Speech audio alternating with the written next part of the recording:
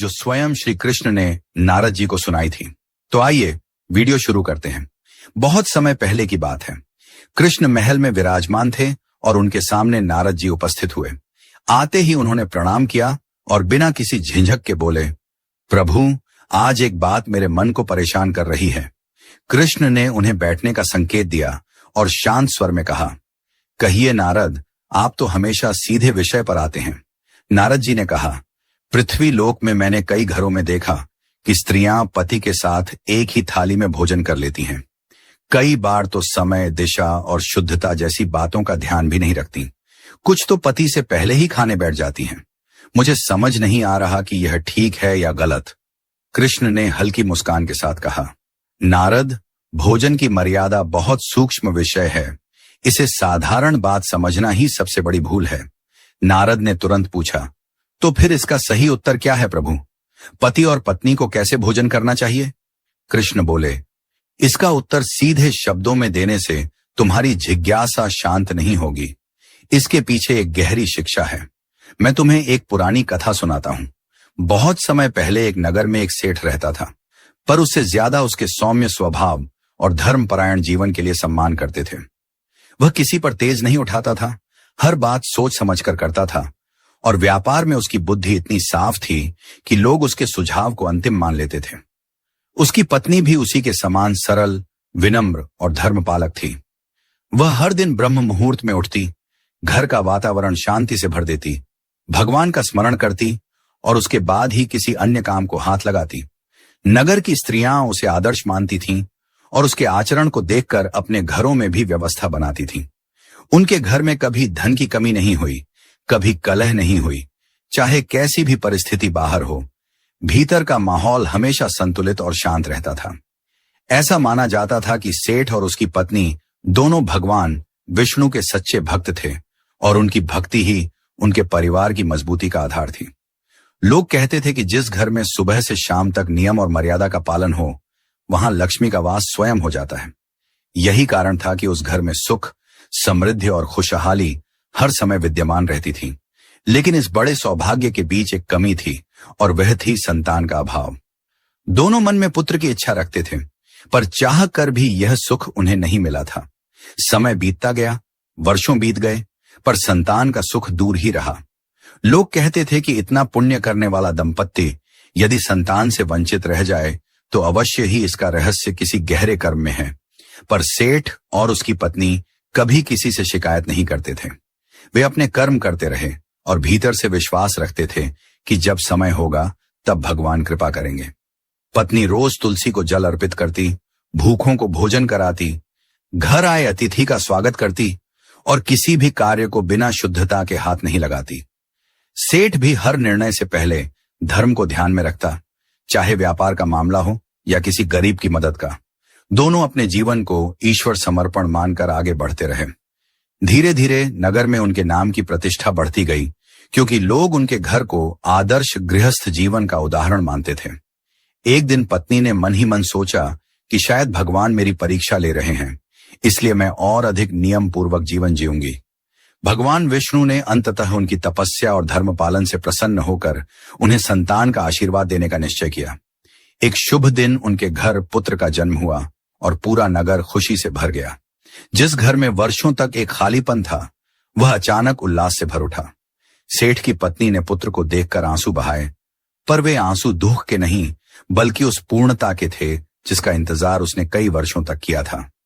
सेठ ने भी अपने पुत्र के जन्म को ईश्वर की कृपा माना और पहले दिन से ही प्रण किया कि वह उसे ऐसा संस्कारी और विवेकी बनाएगा कि वह आगे चलकर समाज के लिए उदाहरण बने।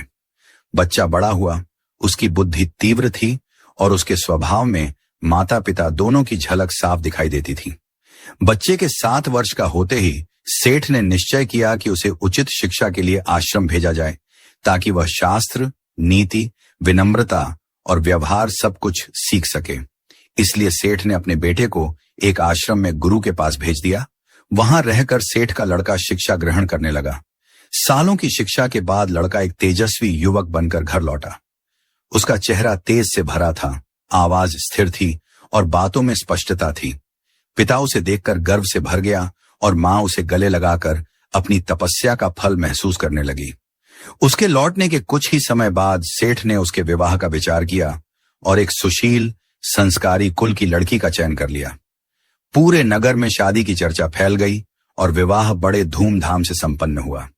बहू घर आई, घर वालों ने उसे सम्मान दिया और गृहस्थ जीवन की जिम्मेदारियां सौंप दी।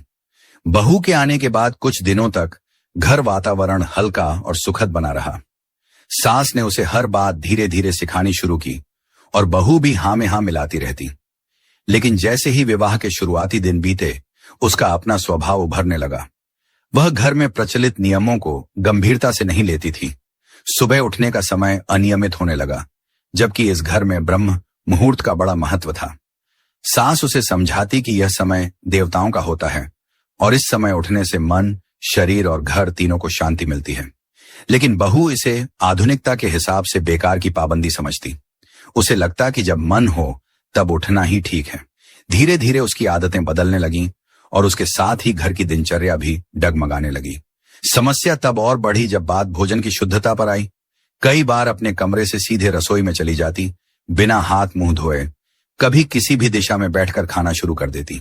सास ने अनेक बार समझाया कि भोजन पूर्व या उत्तर दिशा की ओर मुख करके करना चाहिए, क्योंकि इससे शरीर और मन दोनों संतुलित रहते हैं। उन्होंने यह भी बताया कि खाना शुरू करने से पहले अन्नपूर्णा माता को धन्यवाद देना चाहिए और भूखे जीवों के लिए प्रार्थना करना घर की संपन्नता बढ़ाता है। लेकिन बहू इन बातों को अनसुना कर देती। धीरे धीरे बहू की एक और आदत सामने आई जिसने सास को चिंता में डाल दिया। वह कई बार अपने पति के साथ एक ही थाली में बैठकर खाना खाने लगती। कभी वह पति से पहले खाना शुरू कर देती। सास ने उसे धीरे से समझाया कि एक ही थाली में खाना शास्त्रीय दृष्टि से उचित नहीं माना जाता और गृहस्थ जीवन के संतुलन को बिगाड़ता है। पति से पहले भोजन करना भी अशुभ माना जाता है, क्योंकि इससे घर की लक्ष्मी शक्तियां कमजोर हो जाती हैं। लेकिन बहू इन बातों को पुराने जमाने की सोच कहकर टाल देती। समय बीतता गया और बहू की गलतियां बढ़ती गईं, जबकि परिवार अंदर ही अंदर चिंतित होता गया। सेठ का बेटा भी कई बार उसे समझाता कि मां कह रही हो तो उसका कोई अर्थ होगा, लेकिन बहू इसे सास की पुरानी आदत समझकर अनदेखा कर देती। धीरे धीरे बेटा भी असमंजस में पड़ गया। एक ओर मां की चिंता, दूसरी ओर पत्नी की नाराजगी। धीरे धीरे घर की शांति डगमगाने लगी। पहले जहां सुबह तुलसी चौरे से घंटी की मधुर ध्वनि आती थी, वहां अब बहू की उदासीनता ने एक अजीब सी चुप्पी पैदा कर दी। घर में मौजूद सकारात्मक ऊर्जा धीरे धीरे कम होने लगी। कुछ ही समय बाद इसका असर व्यापार पर भी दिखने लगा। सेठ का काम, जो पहले बिना किसी बाधा के चलता था, अब रुकावटों से भरने लगा। अब बिना कारण काम बिगड़ने लगा। लाभ की जगह घाटा आने लगा। सेठ को समझ नहीं आता कि ऐसा क्या हो गया है कि भाग्य का रुख एकाएक बदल गया। धीरे धीरे वह तनावग्रस्त रहने लगा और उसकी चिंता बेटा भी महसूस करने लगा। पर परिवार किसी को बताना नहीं चाहता था कि घर की ऊर्जा ही कमजोर पड़ चुकी है। धीरे धीरे घर में कलह बढ़ने लगा। बहू का स्वभाव चिड़चिड़ा होने लगा। बेटे और पत्नी के बीच झगड़े होने लगे और घर का माहौल बदल गया था।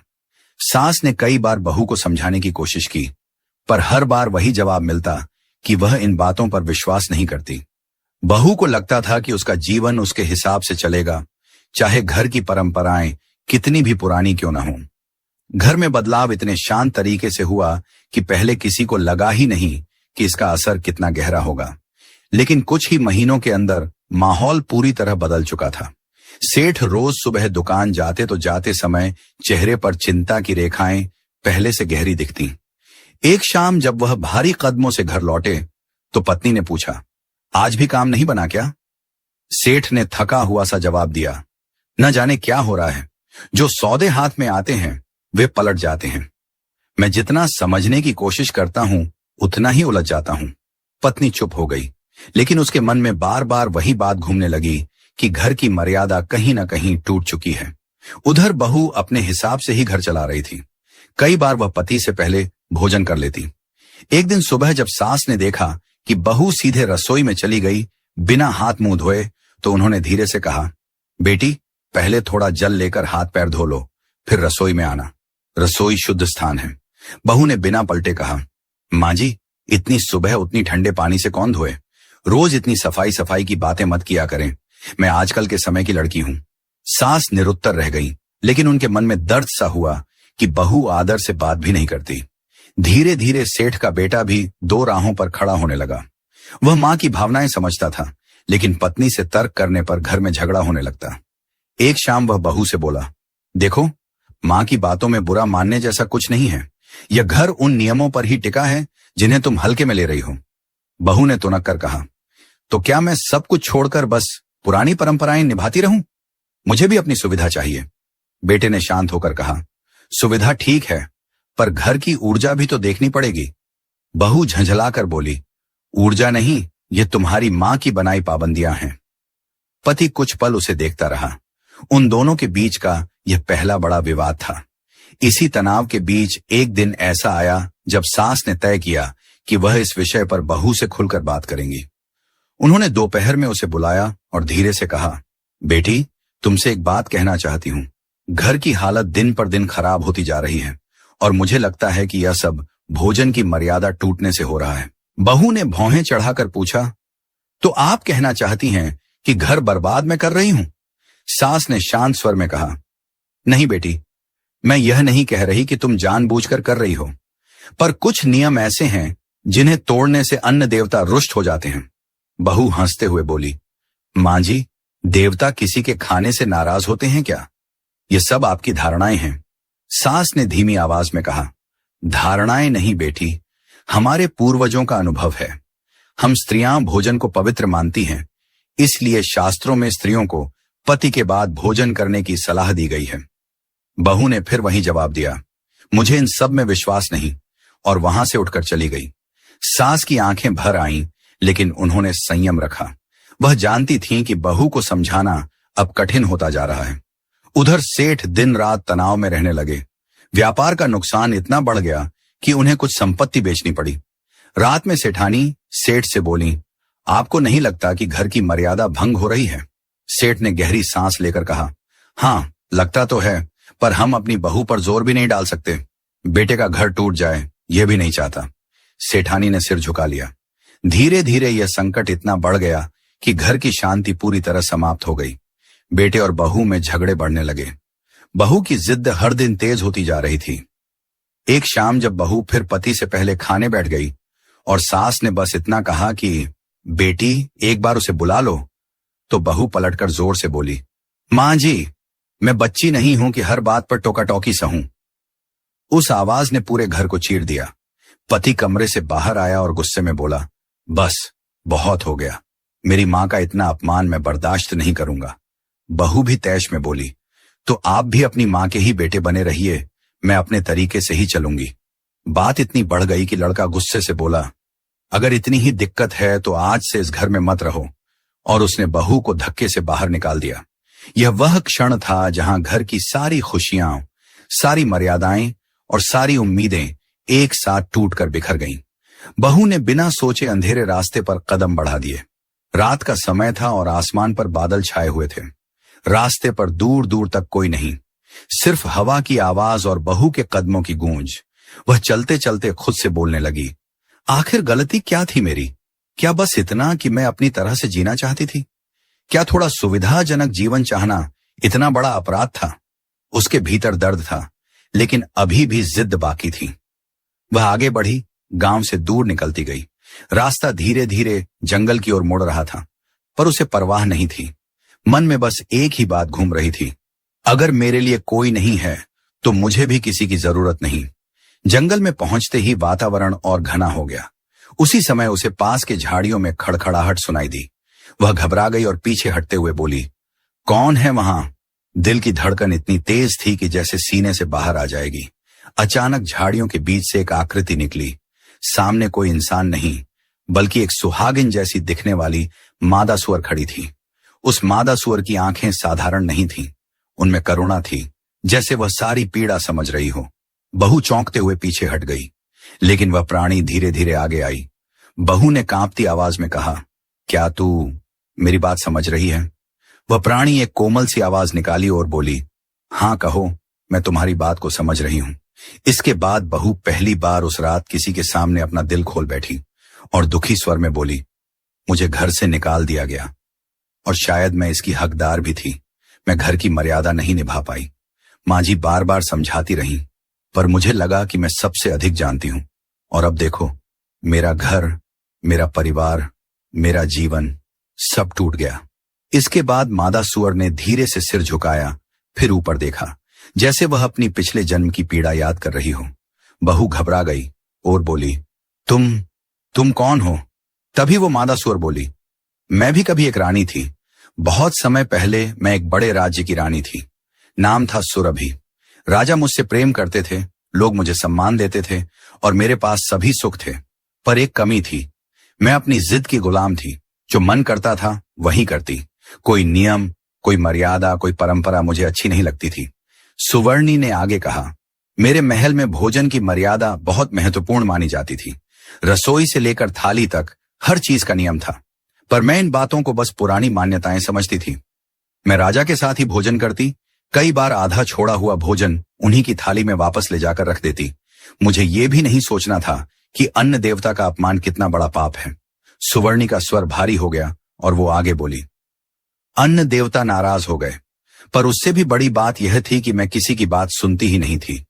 मेरी सास बहुत धर्मपरायण थी। वे हर दिन मुझे समझाती कि भोजन की परंपरा घर को थामे रखती है, पर मैं उनका मजाक उड़ाती, कहती, ये सब तुम्हारे जमाने की बातें हैं। उन्हें दुख पहुंचता, पर फिर भी वे प्यार से समझाती रहीं। सुवर्णी ने कहा, एक दिन मेरी अवज्ञा हद से बढ़ गई। मैंने राजा की थाली में बचा हुआ भोजन लेकर रख दिया। ये मेरे राज्य में अत्यंत अशुभ माना जाता था। राजा ने कुछ नहीं कहा, पर अन्न देवता अत्यंत क्रोधित हुए। उसी रात जब मैं भोजन के बाद सोई, मुझे एक भयानक सपना आया। सपना नहीं, दंड था। इतना सुनकर बहू कांप उठी और बहू की आंखें फैल गईं। वो डरते हुए बोली, क्या दिखा सपने में? सुवर्णी ने उत्तर दिया, मैंने देखा कि पूरा महल अंधेरे में डूब गया है। रसोई की अग्नि बुझ गई है। अन्न देवता के विशाल रूप ने मुझे देखा और कहा, जो स्त्री अन्न की अवमानना करती है, जो भोजन की पवित्रता तोड़ती है, जो पति की थाली का सम्मान नहीं करती, वह अगले जन्म में उसी स्थिति में जन्म लेती है जहां भोजन की पवित्रता का कोई अर्थ नहीं, जहां वासना, गंदगी और अपमान ही जीवन बन जाते हैं। बहू का हाथ मुंह पर चला गया। वह कुछ कहना चाहकर भी चुप रह गई। सुवर्णी ने दर्द भरी आवाज में कहा, अगली सुबह जब मेरी मृत्यु हुई, मुझे मनुष्य नहीं बल्कि सुअर का जन्म मिला, और जब पहली बार आंखें खोली तो मैं कीचड़ में पड़ी थी। मेरे चारों ओर वही भोजन था जिसे मैंने अपने पिछले जन्म में अपवित्र किया था। बहू की आंखों से आंसू बहने लगे। सुवर्णी ने धीमे से कहा, यह मेरा दंड था, और आज जो गलती तुमने की, जो अनादर तुमने दिखाया, उसी मार्ग पर तुम भी बढ़ रही थी। इसलिए मैंने तुम्हें रोता देखा और पास आई, ताकि तुम मेरी तरह न बनो। बहू ने भारी आवाज में कहा, मैं सच में बदल जाऊंगी। मैंने अपनी गलती समझ ली है। मुझे घर लौटना चाहिए, है ना? सुवर्णी ने उसकी आंखों में देखा। हाँ बेटी, यही सही समय है। घर लौटो, अपनी सास से माफी मांगो, मर्यादा अपनाओ। परिवार नियमों से नहीं, भाव से चलता है। लेकिन जब भाव मिट जाए और अभिमान बढ़ जाए तो हर रिश्ता टूट जाता है। बहू ने सिर झुकाकर कहा, क्या मेरे घर वाले मुझे स्वीकार करेंगे? सुवर्णी ने कोमल स्वर में कहा, अगर पश्चाताप सच्चा हो तो हर द्वार खुल जाता है। बहू ने आंसू पोंछे उठकर सीधी खड़ी हुई। उसने अंतिम बार सुवर्णी की ओर देखा और बोला, तुम्हारी कहानी ने मुझे बदल दिया। मैं अब लौटकर सब ठीक करूंगी। सुवर्णी ने बस अपना सिर झुकाकर आशीर्वाद जैसा संकेत दिया। बहू जंगल से बाहर निकल गई। जंगल से बाहर निकलते समय बहू को लग रहा था कि उसके पैर जमीन पर नहीं, पछतावे पर चल रहे हैं। रास्ता वहीं था, पेड़ वहीं, हवा वहीं, लेकिन उसके अंदर सब बदल चुका था। रात लगभग बीत चुकी थी। दूर से अपने घर का आंगन दिखने लगा। घर की मशालें धीमी लौ में जल रही थीं, जैसे पूरा घर थक गया हो। बहू ने दरवाजे के सामने खड़े होकर गहरी सांस ली और हाथ कांपते हुए किवाड़ पर दस्तक दी। कुछ क्षण बाद अंदर से सेठानी की आवाज आई, कौन है? बहू का गला सूख गया। वह मुश्किल से बोली, मैं। बहू। सेठानी बहू के पास आई। चेहरे पर थकान, दुख और थोड़ी निराशा थी। उन्होंने बहू को सिर से पांव तक देखा। तुम यहां कैसे? घर से तो चली गई थी। बहू ने पलकें झुका दी। मां जी, मुझसे गलती हुई, बहुत गलती। मैं सब समझ गई हूं। आप जैसा कहती थी वही सही था। सेठानी कुछ क्षण तक चुप रही। फिर उन्होंने ठंडे स्वर में कहा, समझना आसान है, निभाना कठिन। तुमने हमारे नियमों को मजाक बनाया था। बहू तुरंत उनके पैरों पर बैठ गई। हाँ मां जी, लेकिन मैं अब सच में बदलने आई हूं। इस बार मैं बस सुनने आई हूं, समझने आई हूं, सीखने आई हूं। सेठानी चौंक गई। ये वही बहू थी जो हर बात पर तर्क देती थी, हर नियम को चुनौती देती थी। उन्होंने पूछा, यह बदला हुआ स्वर कैसे आया?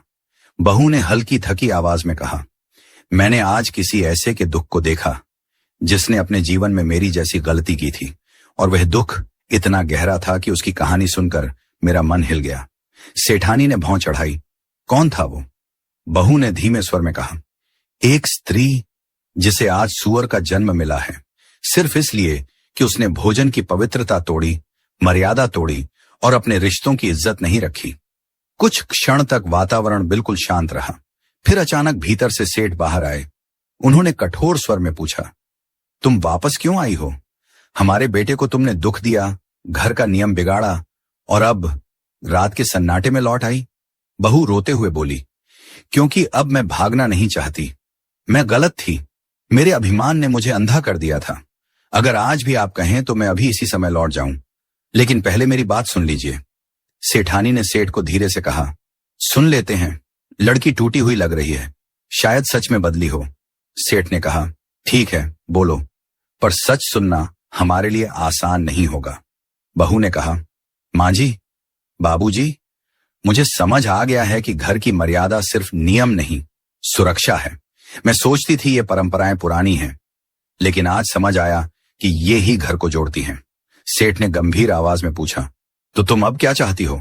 बहू ने सिर झुकाया, बस एक मौका, ताकि मैं अपनी गलती सुधार सकूं, ताकि मैं वही बहू बन सकूं जैसी आप हमेशा चाहते थे। सेठानी की आंखें नरम हो गईं। उन्होंने धीरे से कहा, मौका हर किसी को मिलता है, पर सच्चे मन से लौटने वाले बहुत कम होते हैं। अगर तुम्हारा मन सच में बदल गया है तो उठो, अंदर आओ। इसके बाद समय बीतते बीतते घर का वातावरण बदलने लगा था। शुरू में जिस घर में तनाव, क्लेश और एक अजीब सी घुटन का माहौल था, वही घर अब धीरे धीरे शांत होने लगा। सुबह सवेरे उठकर वह सबसे पहले स्नान करती, फिर रसोई में प्रवेश करती। रसोई में प्रवेश करने से पहले वह मन ही मन अन्नपूर्णा माता का स्मरण करती। मां, मेरे हाथों से ऐसा भोजन बने जिससे मेरे परिवार के मन में प्रेम बढ़े और घर में समृद्धि लौट आए।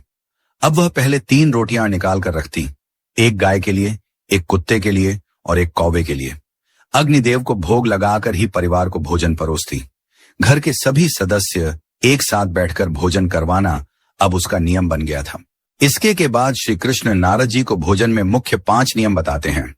पहला सिद्धांत, भोजन से पहले की शुद्धता। कृष्ण बोले, जब मनुष्य भोजन करने से पहले हाथ, पैर और मुख धोता है तो वह केवल शरीर की शुद्धि नहीं करता, इससे शरीर में मौजूद सूक्ष्म ऊर्जा मार्ग खुलते हैं, जिससे भोजन का पाचन और अवशोषण बेहतर होता है। भोजन को ग्रहण करने से पहले की शुद्धता मन को शांत करती है और देवताओं की कृपा बुलाती है। दूसरा सिद्धांत, भोजन बनाने वाले का भाव। नारद, भोजन केवल अन्न नहीं, उसमें रसोई बनाने वाले के भाव भी मिलते हैं।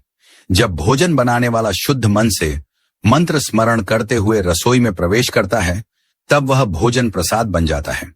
इसी प्रसाद से घर के हर सदस्य का मन स्थिर, शांत और प्रसन्न होता है। तीसरा सिद्धांत, दिशा और समय का विज्ञान। कृष्ण ने कहा, पूर्व और उत्तर दिशा की ओर मुख करके भोजन करने से शरीर में प्राण ऊर्जा संतुलित रहती है। यह सूर्य तथा पृथ्वी की प्राकृतिक ऊर्जा के साथ मनुष्य के प्राणों का संगम है। इसी प्रकार भोजन का उचित समय प्रातः और सायं, यही समय है जब जठराग्नि सबसे अधिक जागृत होती है। समय पर भोजन करने से स्वास्थ्य और ऊर्जा दोनों बढ़ते हैं। चौथा सिद्धांत, भोजन की पवित्रता। जिस भोजन को अशुद्ध हाथों से, क्रोध में, शोर शराबे में या बिना श्रद्धा के बनाया गया हो, वह ऊर्जा रहित हो जाता है। ऐसे भोजन से रोग बढ़ते हैं, मन अशांत होता है और घर में क्लेश जन्म लेता है। इसलिए भोजन को पवित्र रखना, भोजन से पहले देवताओं को भोग लगाना और भोजन करते समय नकारात्मक बातों से बचना अत्यंत आवश्यक है। पांचवां सिद्धांत, पति पत्नी के भोजन का नियम।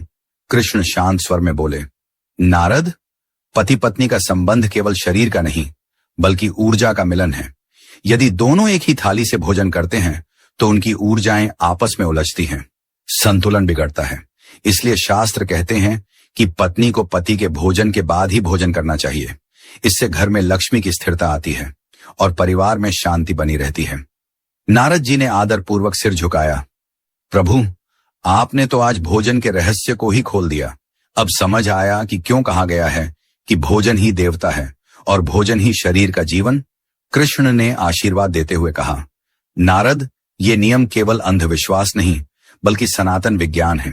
जो घर इनका पालन करता है वहां सौभाग्य अपने आप लौट आता है। तो दोस्तों, आपने देखा कि कैसे एक बहू ने भोजन से जुड़े छोटे छोटे नियम अपनाकर अपने घर में सुख समृद्धि वापस ला दी। यह केवल कहानी नहीं, यह शास्त्रों में बताई गई वह बुद्धि है जो हर घर के लिए कल्याण का द्वार खोलती है।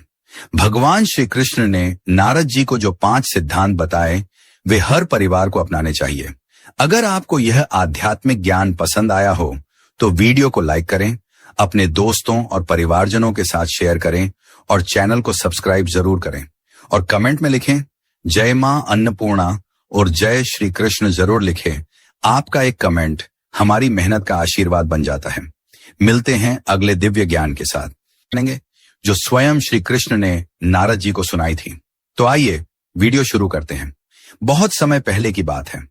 कृष्ण महल में विराजमान थे और उनके सामने नारद जी उपस्थित हुए। आते ही उन्होंने प्रणाम किया और बिना किसी झिझक के बोले, प्रभु, आज एक बात मेरे मन को परेशान कर रही है। कृष्ण ने उन्हें बैठने का संकेत दिया और शांत स्वर में कहा, कहिए नारद, आप तो हमेशा सीधे विषय पर आते हैं। नारद जी ने कहा, पृथ्वी लोक में मैंने कई घरों में देखा कि स्त्रियां पति के साथ एक ही थाली में भोजन कर लेती हैं। कई बार तो समय, दिशा और शुद्धता